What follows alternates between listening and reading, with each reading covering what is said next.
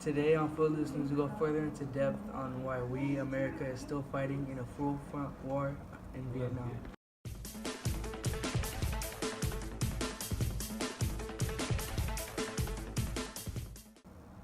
Hi there, I'm James, and thank you for tuning in.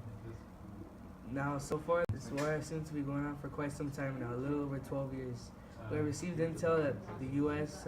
will send more troops to South Vietnam to support our allies from the so-called terror of communism.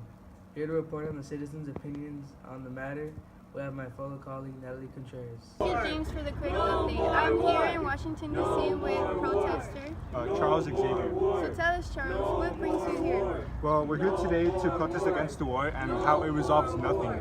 And the government shouldn't be allowed to involve themselves in these kind of war conflicts.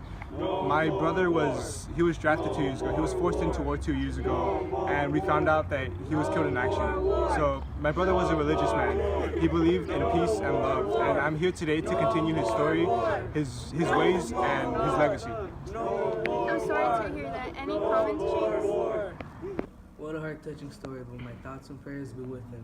But is it alright to ask for his opinion on the bombings in North Vietnam by the American aircrafts? Yes, I'll certainly ask Charles, what is your opinion in the bombings in North Vietnam? The bombings in North Vietnam, they're just bad. Like I stated earlier, the government shouldn't involve themselves in these war conflicts. And the bombings are not only killing, but they're also, they're just bad with our relations with the Soviet Union. Yeah, like they say in the back, just no more war. Thank you for your time, Charles. Now back to you, James. Not war. Peace, not war. Peace, not war. Peace, not war. Peace, not war. Peace, not war. Peace. Thank you, Natalie. We have one more outside interview with Natalie, but first let me introduce to you Professor Alfred Gaeta from the University of Ingolwein. Professor Gaeta is here to talk to us about the effects and statistics of the Vietnam War. Thank you for the introduction, James. Hello, my name is Alfred Gaeta, and today I'm here to talk about the war in Vietnam and how it affects us at home. My research team and I have estimated that over 90,000 Americans have been drafted into the Vietnam War in the first 6 months of this year. And since the number of drafts have increased each month, we have predicted that a total of 260,000 troops have been drafted by the end of this year. In total, from 1965 to 1967, 840,000 troops were sent to Vietnam. If this war goes on for another year, then you can expect that over 400,000 troops have been sent to fight in the war. My colleagues and I have also found that the war has indicated that the youth will be the first category who will be drafted.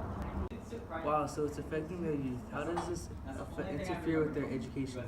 It will pose a harder challenge for those over 24 years of age, but a new law has passed by the government to help those under 24 where students no longer have to be in any certain class rank or have a certain score on the test to save the period. This postpones their education so they have a chance of regaining what they missed out on. And is anyone exempt from the new law?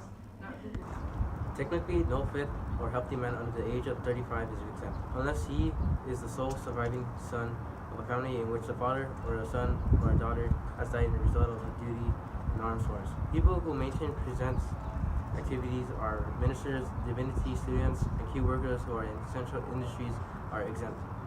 Okay, we've seen how this affects the students, but how does entering the war affect our economy? Well, our GDP has a dramatic drop in growth rate, entering this year going from a 2.7% growth rate from a 6.6% growth. This was the cause of war. And what does that mean? When the GDP growth rate is high, then the country is in good shape with the economy as moving forward. Now, we're not saying that 2.7% is bad, but it has been much better. And this dramatic drop may result in poverty and more drops in the future. Well, thank you, Professor Gaeta, for joining us today and informing us about the effects and statistics of the Vietnam War. Now we take it back to Natalie in Washington, D.C.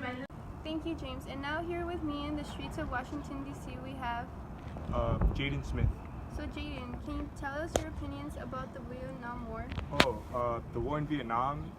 Well, you see, I'm personally for the war and I support the majority of it. Why?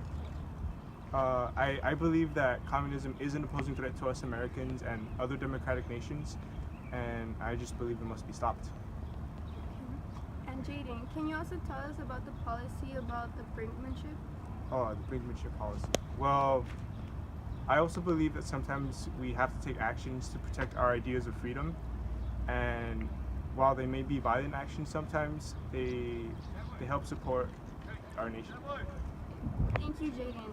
Now we take it back to James in the studio. Well, we're out of time today, but thank you for tuning in to Footloose News. I'm James Palomar signing off for today.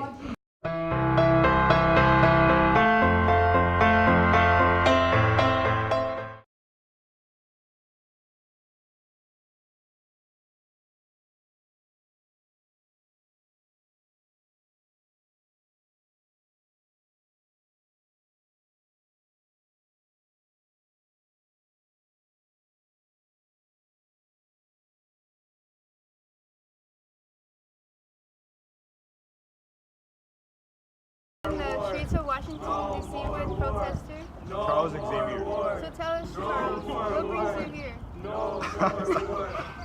Thank you, James. And now in the streets of... Today on Footloose News.